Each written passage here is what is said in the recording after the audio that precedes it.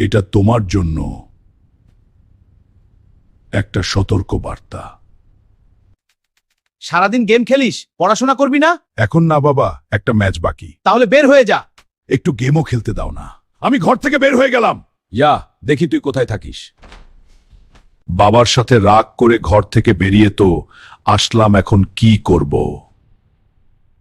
বাবা যদি আমাকে একটু বুঝতো, আজ আমি এভাবে রাস্তায় থাকতাম না। রাগ করে ঘর ছেড়ে চলে আসা কোনো সমাধান নয়। রাগ আমাকে দুর্বল করেছে, কিন্তু বুঝতে শিখছি। কাল থেকে আমি নতুন করে শুরু করব। আমি পালাবো না, আমি বদলাবো। রাগে আমি চিন্তনব, আমি আর মানুষবো আর সঠিক পথে ফিরব।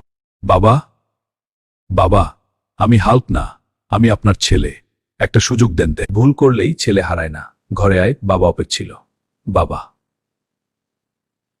গেমার বন্ধুরা, শুধু গেম খেললেই জীবন জেতা যায় না। গেম খেলো, কিন্তু পড়াশোনাও করো। ভবিষ্যৎটা গেম না, তোমাদের হাতেই। বন্ধুরা, ভিডিওটি কেমন লেগেছে? ভালো লাগলে একটি লাইক করে দিও আর আমার চ্যানেলটি সাবস্ক্রাইব করো। ধন্যবাদ।